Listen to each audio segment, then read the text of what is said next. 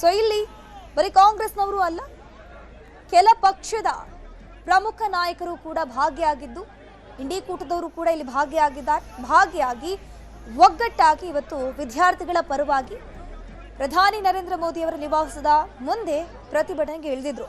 So ಅದ್ರ ಜೊತೆಗೆ ಅಹೋರಾತ್ರಿ ಧರಣಿಗೂ ಕೂಡ ಕರೆ ಕೊಟ್ಟಿದ್ರು. ಬರೀ ಇಲ್ಲಿ ಜಂತರ್ ಮಂತರ್ ನವದೆಹಲಿಯಲ್ಲಿ ಆಗಿರುವಂತಹ ಪ್ರತಿಭಟನೆ ಅಲ್ಲ, ಈ ಜನ್ಜಿ ಅನ್ನುವಂಥದ್ದೇನಿದೆ ಕಾಕ್ರೋಚ್ ಪಾರ್ಟಿಯವರು ಬರೀ ಕೇರಳ, ಗೋವಾ, ಗುಜರಾತ್ ಈ ಎಲ್ಲ ಭಾಗದಲ್ಲೂ ಕೂಡ ಪ್ರತಿಭಟನೆಯನ್ನ ಮಾಡ್ತಾ ಇದ್ದಾರೆ. ನಿನ್ನೆ ಕೂಡ ಕೇರಳದಲ್ಲಿ ಪ್ರತಿಭಟನೆ ಆಗ್ತಾ ಇದ್ದಂತಹ ಸಂದರ್ಭದಲ್ಲೂ ಕೂಡ ಜಲಫಿರಂಗಿಯನ್ನ ಪ್ರಯೋಗಿಸಿದ್ರು ಪೊಲೀಸರು.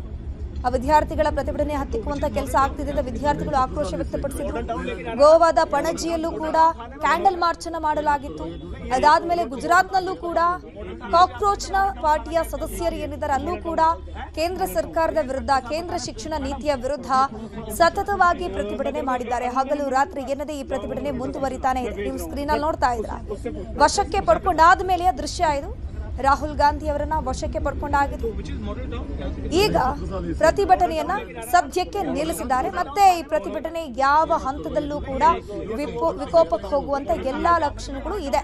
ಯಾಕಂದ್ರೆ ಈ ಜನ್ಜಿ ಪ್ರತಿಭಟನೆಗಳು ನಮ್ಮ ನೆರೆಯ ರಾಷ್ಟ್ರಗಳಲ್ಲಿ ನೋಡಿದೀವಿ ನಾವು. ಬಾಂಗ್ಲಾದೇಶ ಇರಬಹುದು, ಸೊ ನೇಪಾಳ ಇರಬಹುದು, ಈ ಎಲ್ಲ ಭಾಗದಲ್ಲೂ ಕೂಡ ಯಾವ ರೀತಿ ಒಂದು ಪ್ರತಿಭಟನೆ, ಜನ್ಜಿ ಅವರ ಪ್ರತಿಭಟನೆ ಒಂದು ಸರ್ಕಾರವನ್ನೇ ಪತನ ಮಾಡುವಂತ ಹಂತಕ್ಕೆ ಹೋಗುತ್ತೆ ಅಂತ ನಮ್ಮ ಕಣ್ಮುಂದೆ ಆ ಒಂದು ಎಕ್ಸಾಂಪಲ್ಗಳು ಇರುವಂಥದ್ದು. ಈಗ ನಮ್ಮ ಭಾರತದಲ್ಲೂ ಕೂಡ ಎಸ್ಪೆಷಲಿ ನವದೆಹಲಿಯಲ್ಲಿ ಯುವ ಜನತೆ ಪ್ರತಿಭಟನೆಗೆ ಕರೆ ಕೊಟ್ಟಿದ್ದಾರೆ. ಪ್ರತಿಭಟನೆಗಳು ನಡೀತಾ ಇದೆ. ಅದ್ರ ಜೊತೆಗೆ ಕಾಕ್ರೋಚ್ ಪಾರ್ಟಿ ಏನಿದೆ ಅಂದ್ರೆ ಎಸ್ಪೆಷಲಿ ಇದು ಜನ್ಜಿ ಪಾರ್ಟಿ ಅಂತಾನೆ ಕರೆಯಲ್ಪಡುವಂತಹ ಒಂದು ಈ ಪಾರ್ಟಿಯಿಂದಾಗಿ ಕರೆ ಕೊಟ್ಟಿದ್ದಾರೆ. ಆ ಕರೆಗೆ ಹೋಗೊಟ್ಟು ಎಲ್ಲ ಯುವ ಜನತೆಯವರು ದೆಹಲಿಗೆ ಬಂದು ಜಂತರ್ ಮಂತರ್ನಲ್ಲಿ ಪ್ರತಿಭಟನೆಯನ್ನ ಮಾಡ್ತಾನೆ ಇದ್ದಾರೆ.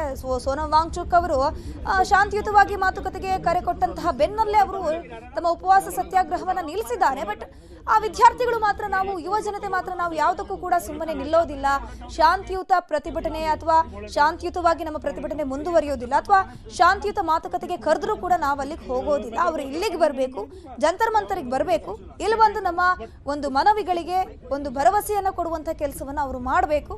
ಅದ್ರ ಜೊತೆಗೆ ಈ ಹಿಂದೆ ನೀಟ್ ಪ್ರಶ್ನೆ ಪತ್ರಿಕೆ ಸೋರಿಕೆಯಲ್ಲಿ ಎಸ್ಪೆಷಲಿ ಇಲ್ಲಿ ಕೇಂದ್ರ ಶಿಕ್ಷಣ ಇಲಾಖೆಯ ನಿರ್ಲಕ್ಷ್ಯ ವೈಫಲ್ಯದಿಂದ ಆಗಿರುವಂತದ್ದು. ಸೊ ಹಾಗಾಗಿ ಕೇಂದ್ರ ಶಿಕ್ಷಣ ಸಚಿವ ಧರ್ಮೇಂದ್ರ ಪ್ರಧಾನ್ ಅವರ ರಾಜೀನಾಮೆ ಮೊದಲಿಗೆ ಆಗಬೇಕು.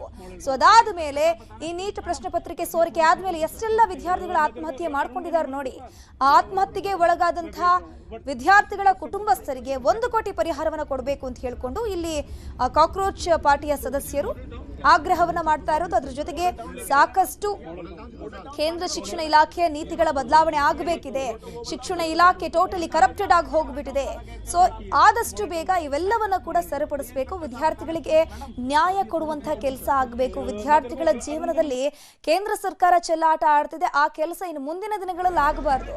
ಈಗ ನೀಟ್ ಪ್ರಶ್ನೆ ಪತ್ರಿಕೆ ಸೋರಿಕೆ ಆಯಿತು, ಸಾಕಷ್ಟು ವಿದ್ಯಾರ್ಥಿಗಳು 15ರಿಂದ 20 ವಿದ್ಯಾರ್ಥಿಗಳು ದೇಶದ ನಾನಾ ಭಾಗದ ವಿದ್ಯಾರ್ಥಿಗಳು ಆತ್ಮಹತ್ಯೆ ಮಾಡ್ಕೊಂಡ್ರಲ್ವಾ, ಅವರ ಸಾವಿಗೆ ನ್ಯಾಯ ಯಾರು ಕೊಡ್ತಾರೆ? ನ್ಯಾಯ ಕೊಡುವಂತ ಕೆಲಸ ಈಗ ಕೇಂದ್ರ ಸರ್ಕಾರ ಮಾಡಬೇಕು. ಯಾಕಂದ್ರೆ ಧರ್ಮೇಂದ್ರ ಪ್ರಧಾನ್ ಅವರ ಕಾಲಾವಧಿಯಲ್ಲಿ ಈ ರೀತಿ ಆಗ್ತಾ ಇದೆ ಅಂತಂದ್ರೆ ಅವರ ರಾಜೀನಾಮೆ ಆಗ್ಬೇಕಲ್ವಾ.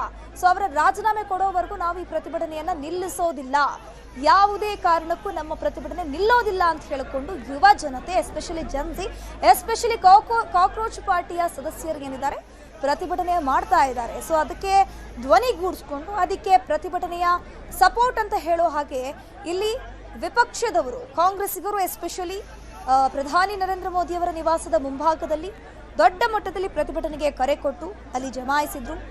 ನಮ್ಮ ಕರ್ನಾಟಕದ ಸಿಎಂ ಆಗಿರುವಂತಹ ಡಿ ಕೆ ಶಿವಕುಮಾರ್ ಕೂಡ ಈ ಒಂದು ಪ್ರತಿಭಟನೆಯಲ್ಲಿ ಭಾಗಿಯಾಗಿದ್ರು. ಅದರ ಜೊತೆಗೆ ರಾಹುಲ್ ಗಾಂಧಿ ಅವರು, ಪ್ರಿಯಾಂಕಾ ಗಾಂಧಿ ವಾದ್ರಾ ಕೂಡ ಭಾಗಿಯಾಗಿದ್ರು. ಸೊ ಇಲ್ಲಿ ಬಲವಂತವಾಗಿ ಅವರನ್ನು ವಶಕ್ಕೆ ಪಡುವಂತ ಕೆಲಸಗಳಾಗಿದೆ. ಇನ್ನು ಮುಂದಿನ ದಿನಗಳಲ್ಲೂ ಕೂಡ ಇದು ಪ್ರತಿಭಟನೆ ಇಲ್ಲಿಗೆ ನಿಲ್ಲೋದಿಲ್ಲ. ಈ ಪ್ರತಿಭಟನೆ ಮುಂದುವರಿಸ್ತೀವಿ. ವಿದ್ಯಾರ್ಥಿಗಳ ಮೇಲೆ ಹಲ್ಲೆ ಆಗಿದೆ, ಪೊಲೀಸರ ಮೇಲೆ ಕೂಡ ಹಲ್ಲೆ ಆಗಿದೆ. ಹೌದು, ಬಟ್ ಇಲ್ಲಿ ವಿದ್ಯಾರ್ಥಿಗಳ ಮೇಲೆ ಲಾಠಿ ಚಾರ್ಜ್ ಮಾಡಿರುವಂಥದ್ದು ಖಂಡನೀಯ. ಇದು ಸರಿಯಲ್ಲ. ವಿದ್ಯಾರ್ಥಿಗಳ ಮೇಲೆ ಹಲ್ಲೆ ಆಗಿದೆ, ಗಾಯಗಳಾಗಿದೆ, ಅದಕ್ಕೆ ಯಾರು ಹೊಣೆ ಅಂತೆಲ್ಲ ಹೇಳ್ಕೊಂಡು ಈಗ ವಿಪಕ್ಷದವರು ಕೇಂದ್ರ ಸರ್ಕಾರದ ವಿರುದ್ಧ ಮುಗಿಬಿದ್ದಿದ್ದಾರೆ. ಒಂದ್ ರೀತಿ ಯಾವಾಗ ನೀಟ್ ಪ್ರಶ್ನೆ ಪತ್ರಿಕೆ ಸೋರಿಕೆ ಆಗುತ್ತೆ, ಅದು ಒಂದ್ ರೀತಿ ವಿಪಕ್ಷದವರಿಗೆ ದೊಡ್ಡ ಅಸ್ತ್ರವಾಗಿ ಸಿಕ್ಕಿತ್ತು. ಸಾಕಷ್ಟು ಕಡೆ ಟೀಕಿಸ್ತಾ ಇದ್ರು ಕೇಂದ್ರ ಸರ್ಕಾರವನ್ನ, ನಿಮ್ಮ ಸರ್ಕಾರದಿಂದ ಈ ರೀತಿ ಲೋಪ ಆಗಿದೆ, ವಿದ್ಯಾರ್ಥಿಗಳು ಆತ್ಮಹತ್ಯೆ ಮಾಡ್ಕೊಳ್ತಾ ಇದ್ದಾರೆ ಅಂತ. ಈಗ ಮತ್ತೊಂದು ಅಸ್ತ್ರ ಏನಪ್ಪಾ ಅಂತಂದ್ರೆ ಈಗಾಗಲೇ ಯುವ ಜನತೆ ಎದ್ದು ನಿಂತಿದೆ, ಆಲ್ರೆಡಿ ಈಗ ಪ್ರತಿಭಟನೆ ಶುರು ಮಾಡ್ಕೊಂಡಿದ್ದಾರೆ. ಸೊ ಹಾಗಾಗಿ ನಾವು ಕೂಡ ಈ ಪ್ರತಿಭಟನೆಯಲ್ಲಿ ಭಾಗಿಯಾಗ್ತೀವಿ. ವಿದ್ಯಾರ್ಥಿಗಳ ಮೇಲೆ ಹಲ್ಲೆ ಆಗ್ತಿದೆ, ಅನ್ಯಾಯ ಆಗ್ತಿದೆ, ಎಲ್ಲವನ್ನ ಖಂಡಿಸಿ ನಾವು ಕೂಡ ಪ್ರತಿಭಟನೆ ಮುಂದುವರಿಸ್ತೀವಿ ಅಂತ ಹೇಳಿದ್ದಾರೆ.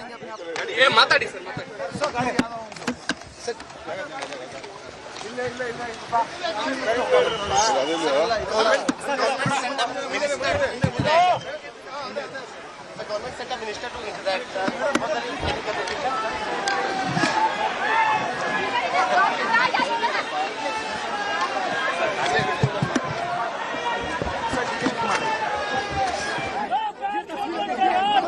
कांग्रेसियों को यहाँ पकड़े हुए हैं,